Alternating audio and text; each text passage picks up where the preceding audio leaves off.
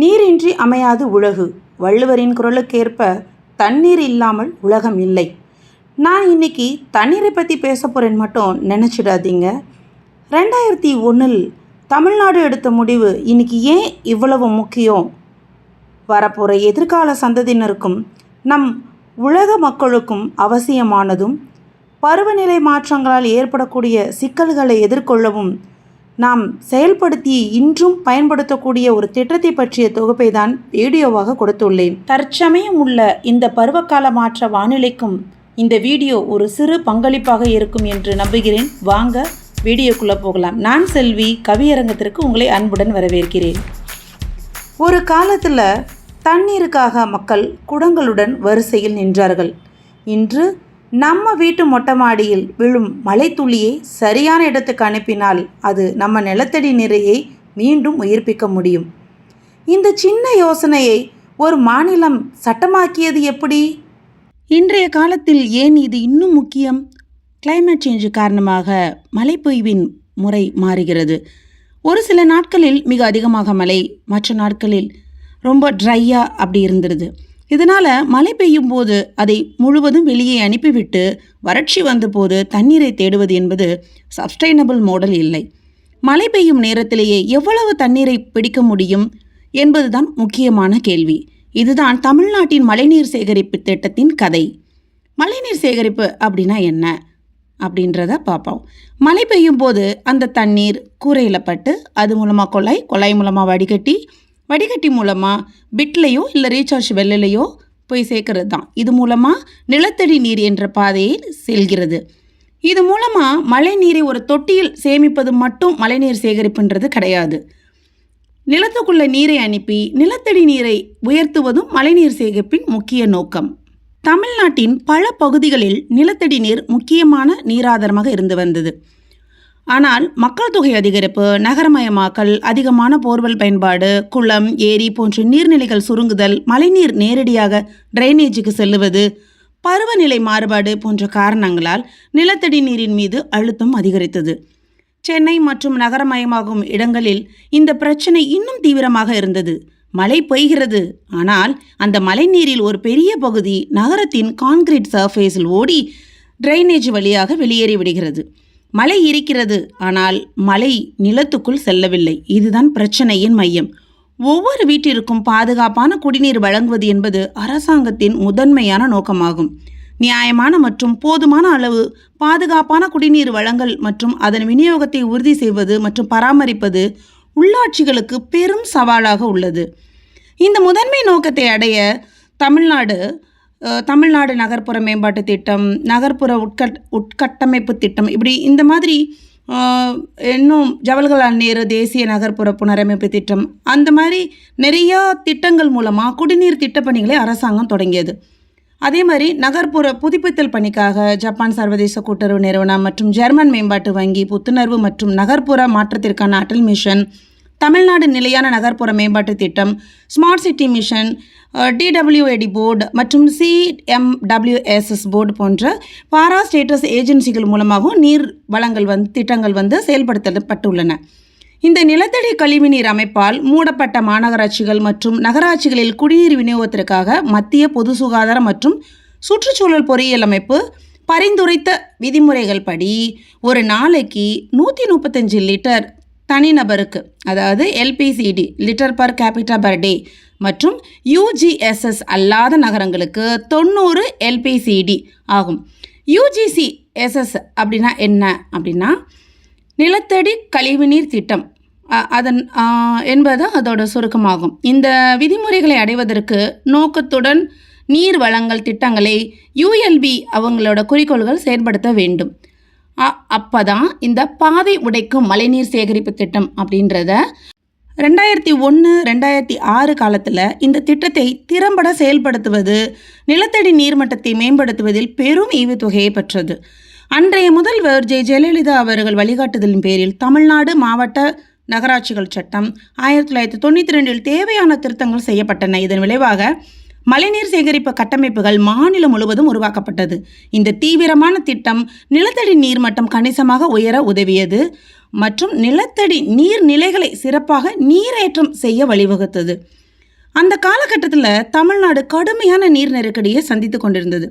அதனால் மழை பெய்யும் போது தண்ணீரை வீணாக்காமல் நிலத்துக்கு திருப்புவோம் என்ற அணுகுமுறையாக மாறியது.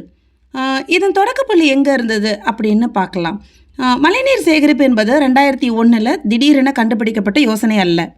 தமிழ்நாட்டில் பாரம்பரியமாகவே ஏரிகள், குளங்கள், ஊரணிகள், கோவில் குளங்கள், ஓடைகள், கண்மாய்கள் மூலம் மழைநீரை சேமிக்கும் நீர்முறை இருந்தது.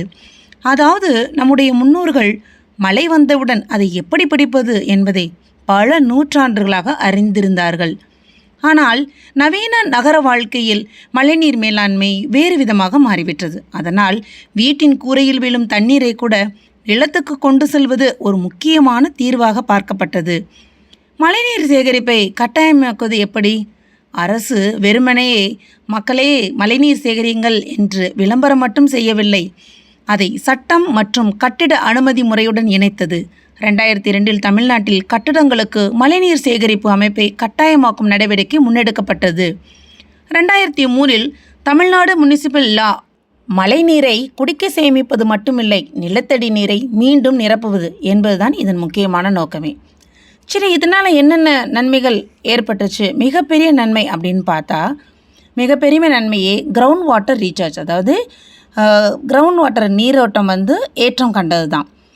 அதுதான் இதோட முக்கியமான சக்ஸஸ்ன்னு கூட சொல்லலாம். ஒரு பகுதியில் நிறைய வீடுகள் இருக்கிறது என்று வைத்துக்கொள்ளுங்களேன். ஒவ்வொரு வீட்டிலும் மழைநீர் ரீசார்ஜ் செய்யப்பட்டால் ஒரு வீடு ஒரு சிறிய அளவு அப்படின்றது இருக்கும். ஆனால் இதே இது 1000 வீடுகள் அப்படின்றப்போ ஒரு பெரிய அளவு நமக்கு கிடைக்குது. இதே இது 1,00,000 வீடுகள்ன்றப்போ மிகப்பெரிய அளவு. இது ஒரு ஹியூமலேட்டிவ் எஃபெக்டாக உருவாகுது. மழை நீர் மண்ணுக்குள் சென்றால் நிலத்தடி நீரேற்றம் அதிகரிக்க உதவும். தமிழ்நாடு அரசும் 2001, 2006 காலகட்டத்தில் இந்த திட்டத்தை திறம்பட செயல்படுத்தியதால் நிலத்தடி நீர் மட்டம் மேம்பட்டதாக குறிப்பிடுகின்றது. சென்னையில் இதோட தாக்கம் எப்படி இருந்ததென்றால், சென்னை மழையை நம்பும் நகரம். ஆனால் நகரத்தின் பெரும்பகுதி கான்கிரீட். இதனால் மழை பெய்யும் போது மலை, ரோடு, ஸ்டார்ம் வாட்டர், ட்ரெயின், அப்புறம் கடல் அப்படின்ற அந்த ஒரு டைரக்ஷனில் தான் இது போகிறதுக்கு வாய்ப்பு அதிகம். ஸோ மழைநீர் சேகரிப்பு அமைப்புகள் சரியாக இருந்ததால் மலை, roof, recharge stretcher and ground water என்ற மாற்றம் முடியுது. இதனால் ஒரு முக்கியமான மாற்றம் என்னென்னா, மழை வெள்ளமாக மாறுவதற்கு முன்பு ஒரு பகுதியை நிலத்துக்குள் அனுப்புவது. இது குடிநீர் பிரச்சனைக்கு இது எப்படி உதவுது அப்படின்றத பார்க்கலாமா? மழைநீர் சேகரிப்பு மட்டும் ஒரு நகரத்தின் முழு குடிநீர் பிரச்சனையையும் தீர்க்காது. ஆனால் அது ground water recharge, borewell sustainability and local water availability, dependence on external water sources போன்றவற்றில் உதவக்கூடிய ஒரு முக்கியமான வாட்டர் மேனேஜ்மெண்ட் டூல் இது. இதனால் இது முழு தீர்வு என்று சொல்லாமல் ஒரு முக்கியமான தீர்வு என்று சொல்லலாம். அதுதான் சயின்டிஃபிக்லியும் கிளியரானது, சரியானதும் கூட. அது மட்டும் இல்லாமல் அரசாங்க கொள்கையின்படி நகர்ப்புற உள்ளாட்சி அமைப்புகளால் மழைநீர் சேகரிப்பு கட்டமைப்புகளின் புத்துயிர் மற்றும் மறுவாழ்வு பராமரிப்புக்கான செயல் திட்டமும் வரையறுக்கப்பட்டுள்ளது. இன்னொரு முக்கியமான நன்மை அப்படின்னு பார்த்தா, நிலத்தடி நீரின் தரம். அதாவது மழைநீர் நிலத்துக்குள் செல்லும்போது கிரவுண்ட் வாட்டர் ரீசார்ஜுக்கு உதவலாம். தமிழ்நாடு அரசு மழைநீர் சேகரிப்பு திட்டத்தின் மூலம் நிலத்தடி நீர்மட்டத்திலும் சில பகுதியில் கிரவுண்ட் வாட்டர் குவாலிட்டியிலும் முன்னேற்றம் ஏற்பட்டுள்ளதாக குறிப்பிட்டுள்ளது. அப்புறம் ரீசார்ஜ் ஸ்ட்ரக்சர் சரியான இடத்துல சரியான வடிகட்டலுடன் அமைக்கப்பட வேண்டும். அழுக்கான ரன் ஆஃபை நேரடியாக கிரவுண்ட் வாட்டருக்கு அனுப்புவது நல்லது அல்ல. இது வெள்ளத்தை குறைக்கலாமா அப்படின்னு பார்க்கலாமா? அது எந்த அளவுக்கு சாத்தியன்றது சில அளவுக்கு உதவலாம். ஒரே நேரத்தில் வரும் மழை நீரில் ஒரு பகுதியை ரீசார்ஜ் பெட் இல்லை recharge well, storage tank, ponds, lakes போன்ற அமைப்புகளுக்கு திருப்பினால் ஸ்டார்ம் வாட்டர் ரன் ஆஃப், அதாவது வெள்ளத்தை குறைக்க உதவும். ஆனால் ரெயின் வாட்டர் ஹார்வெஸ்டிங் இருந்தால் ஃப்ளட் வராது என்று சொல்லக்கூடாது. ஒரு நகரத்தின் ஃப்ளட் ப்ராப்ளத்துக்கு drainage capacity, encroachment and wetlands, waterways, rainfall intensity, land use change போன்ற பல காரணங்கள் உள்ளன. இது மூலமாக விவசாயத்துக்கு என்னென்ன நன்மை அப்படின்றதையும் பார்க்கலாமா? நிலத்தடி நீர் ரீசார்ஜ் அதிகரித்ததால் இப்போ போர்வெல் மற்றும் ஓப்பன் வெல் போன்ற கிரவுண்ட் வாட்டர் சோர்சஸ் மீது அதுக்கு உதவி கிடைக்குது. இதனால் விவசாயம், பாசனம், பயிர் உற்பத்தி என்ற செயினுக்கும் மறைமுகமாக இது உதவுது. இதனால் ரூரல் தமிழ்நாடுவிலையும் மழைநீர் மேலாண்மையின் முக்கியத்துவம் எந்த அளவுக்கு இருந்ததுன்னா, தமிழ்நாட்டின் திட்டம் உலக அளவில் பேசப்பட்டது. எஸ், தமிழ்நாட்டோட இந்த திட்டம் உலக அளவில் பேசப்பட்டதுன்னா அது மிகையாகாதுங்க. ஒரு அரசு மக்கள் செய்ய வேண்டும் என்று மட்டும் சொல்லாமல் ஒவ்வொரு கட்டிடத்திலும் அமைக்க வேண்டும் என்று சட்டத்துடன் இணைத்தது. இதனால் Tamil Nadu rain water harvesting experience பற்றி பல ஆய்வுகள் வெளிவந்தன. சென்னையில் RWH ஓரளவுக்கு வெற்றியடைந்ததற்கு காரணம் அரசு மட்டும் இல்லைங்க, அரசு சாரா அமைப்புகள், பொதுமக்கள், உள்ளூர் நடைமுறைகள் போன்ற பல காரணிகள் இருந்ததாக அகடாமிக் ரீசர்ச்சுகளும் குறிப்பிடுகிறது. ஒரு சட்டம் மட்டும் ஒரு திட்டத்தை வெற்றி பெற செய்யாது, அதை மக்கள் பயன்படுத்த வேண்டும், பராமரிக்கவும் வேண்டும். இதை பற்றி சொல்லும்போது இந்த திட்டத்தோட சவால்கள் என்ன அப்படின்னு பார்த்தா, மெயின்டெனன்ஸ் பிரச்சனை ஒன்று. அந்த மெயின்டெனன்ஸ் ரெண்டாவது, மழைநீர் சேகரிப்பு அமைப்பை கட்டிவிட்டு மறந்துவிட்டால் அது வேலை செய்யாது. ஃபில்டர் அடைப்பு ஏற்படலாம், பைப் அடைப்பு ஏற்படலாம், ரீசார்ஜ் பெட்டில் ஸ்லெட்டு சேரலாம். ஸ்லெட் மீன்ஸ் அந்த கழிவுகள், அந்த சகதி மாதிரி சேர்றது, அந்த மாதிரி. அடுத்த முக்கியமான விஷயம், எல்லா கட்டிடங்களிலும் சரியாக செயல்படுகிறதா அப்படின்றதான்.